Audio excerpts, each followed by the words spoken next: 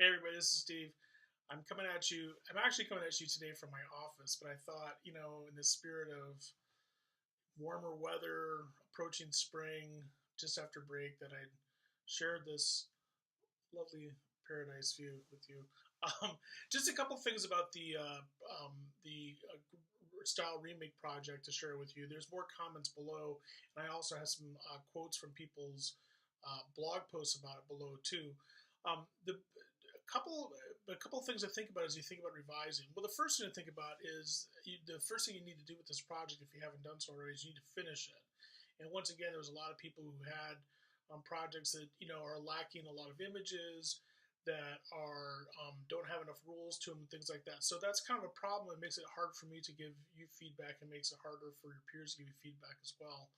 The second thing is that you need to make a very direct connection between the style guides and your rules. Now, this wasn't as clear in the assignment as I would have preferred, and I wish that I would have explained this a little bit better earlier, but I thought that I did, and a lot of you got what I was getting at.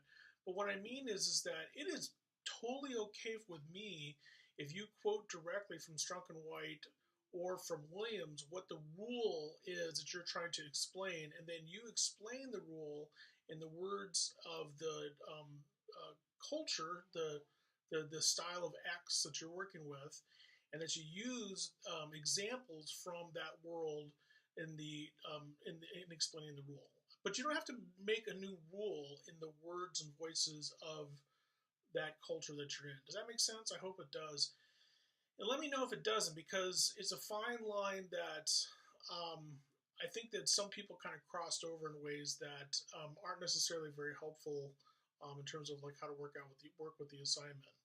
Um, Along those lines, the best examples of rules were ones where there was an incorrect example and a correct example, and we can make a comparison between those two. And by the way, some of the humor and the point that you're trying to make between the incorrect example and the correct example, that's where some of that stuff comes across. So that's sort of like having a correct example, incorrect example. I think that that works really well. The other thing that nobody did, as far as I can tell, and again, this is something I didn't emphasize with the assignment, but it's something that you should think about doing, which is including a works cited page. And the works cited can do a couple things for you. The first thing is that it can allow you to refer specifically to the rule that you have in mind that you're talking about in Strunk and White or in Williams. And because, even if you're using your own wording for some reason for the rule, if you cite the specific part in Strunk and White, then your eyes or reader have a sense of where you're going with this. The other thing is that a couple people quoted extensively from other texts, like from Friends or from a movie or something like that. If you're going to do something like that, then you need to actually cite where you're getting that from. And if you look up on MLA style, and you can look at either through Purdue Online Writing Lab or the MLA style guide or something like that, if you look up how to cite movies, how to cite television shows, you'll get information for that.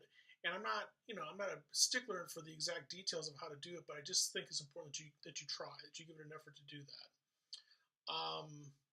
I think that's it overall for these. I enjoyed reading these projects. It took me a little bit longer to read through them than I planned, in part because I was busy with my life and things like that, but also because people created quite a bit of work here on these projects, which is good. It's interesting. I mean, it's fun to look at these projects and see people diving into them. So I'm really looking forward to seeing the revisions from these as well. I think that's it for now. There's a lot more stuff written below. Be sure to read that.